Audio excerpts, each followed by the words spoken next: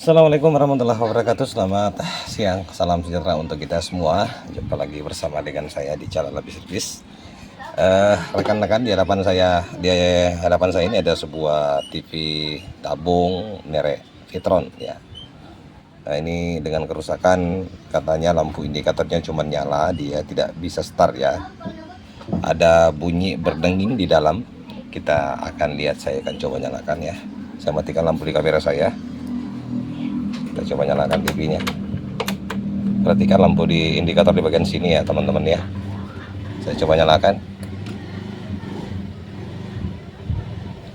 Oke. Itu sudah menyala ya. Ini kalau saya start dia tidak bisa ya. Oke. Kemudian ada bunyi berdenging ya. Seperti ini.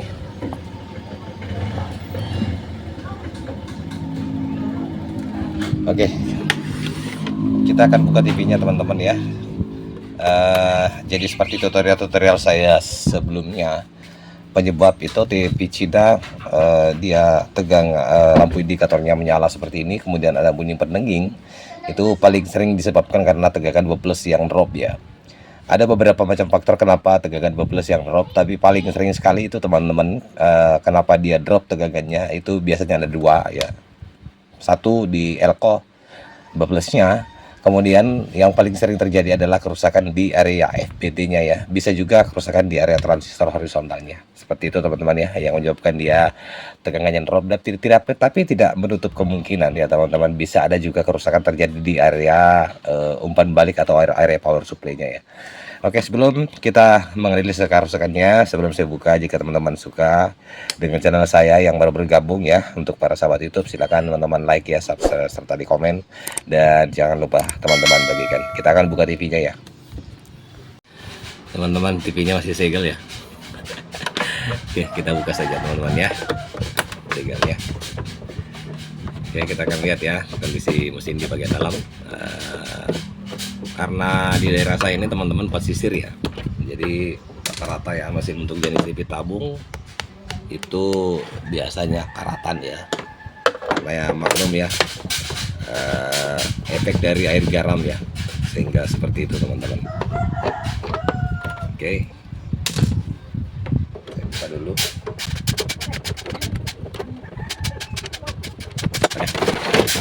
Kita lihat kondisi mesinnya di dalam ya. Matikan dulu itu ya. Kondisi mesinnya masih sangat oke ya teman-teman ya. Oke, saya akan tarik keluar dulu, lepas semua soket-soket, lalu saya seperti yang saya katakan tadi ya, kita akan langsung mengecek tegangan buffernya ya, dan kita akan cari tahu apakah penyebabnya sehingga tegangan buffernya bisa drop ya. Oke ya, mesin saya sudah balikan rekan-rekan ya, dan langsung saja kita melakukan pengecekan ya. Saya letakkan avometer saya di sini aja teman-teman ya. Bisa kelihatan nggak ya? Bisa ya. Kita nyalain dulu. Seperti ini. Oh bisa ya, sangat jelas. Oke, saya akan coba letakkan probe hitam di ground tabung ya, seperti ini. Dan kita langsung ukur tegangan buffernya ya. Di kaki alkohol flash di sini teman-teman ya, kita ukur. Kita lihat ya, apa betul periksa ya. Ada bunyi berdenging seperti itu, berarti biasanya itu kalau TV Cina ya, tegangan buffernya drop ya. Coba ya. Coba saya nyalakan.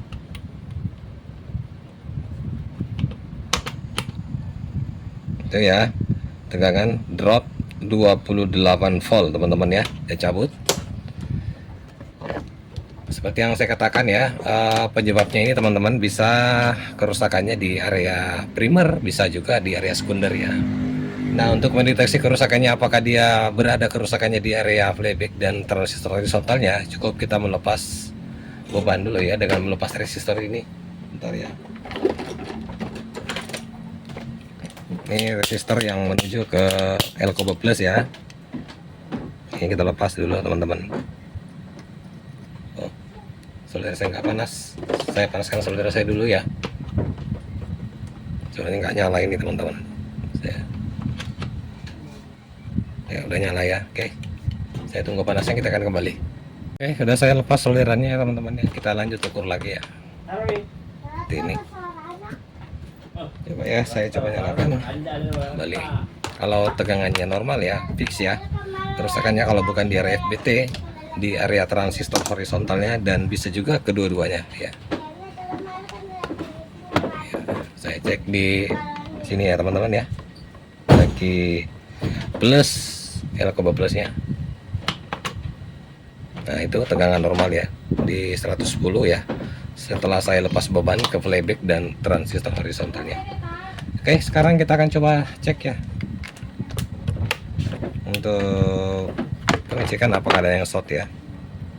Kita ke skala dioda saja teman-teman ya. Kita cek di kaki transistor horizontalnya di sini. Oke, normal ya. Kita balik. Oh, ini short ya teman-teman ya. Kaki dari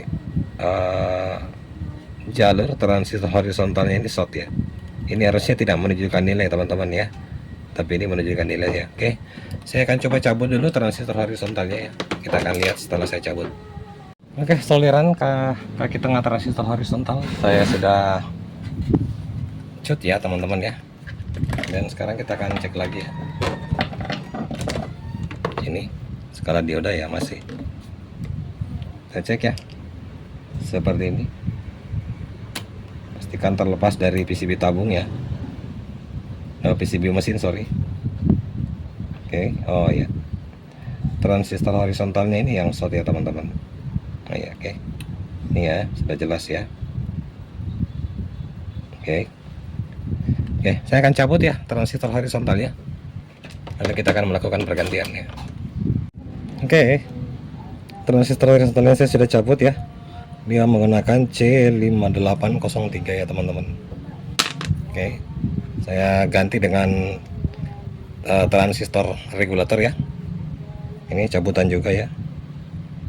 Oke, ini cabutan dari mesin Wicom ya, sama sih ya teman-teman ya, sama ya. Ini juga mesin Wicom ya kelihatannya. Oke, ini regulator ya. Saya senangnya pakai transistor regulator. Kenapa seperti itu? Ini karena transistor regulator itu teman-teman dia ampernya lebih besar ya. Oke, makanya saya senang pakai pasang seperti ini supaya awet dan tahan lama ya, maksud dan tujuannya ya. Oke, kalau begitu saya akan pasang ya sini. Sebentar, nanti setelah terpasang kita akan langsung tes TV-nya ya. Oke, saya pasang kaki-kakinya ya, tinggal kita solder ya teman-teman.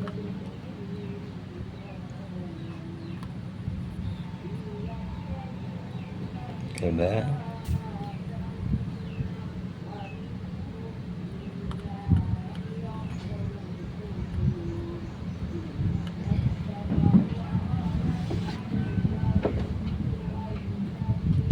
Sudah lanjut di sini.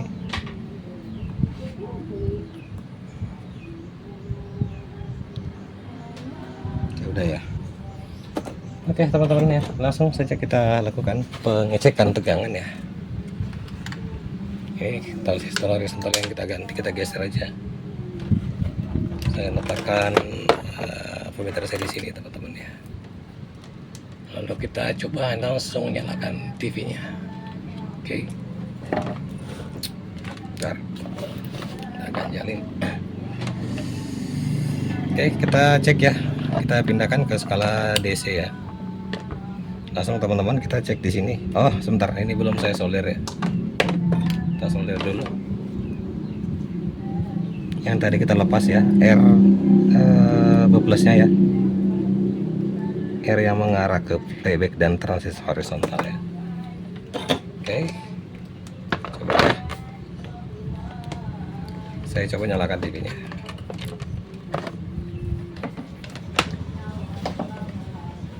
Langsung ya kita cek apakah dia masih drop ya di kaki B plusnya ya, B plusnya ya. Tuh, oh langsung nyembur ya teman-teman ya. Tegangan sudah normal, playback sudah bekerja ya. Kita lihat. Tuh. Nah itu ya teman-teman ya, tampilan sudah muncul ya di layar ya. Ini playbacknya terlalu besar. Kita kurangin dulu. Oke.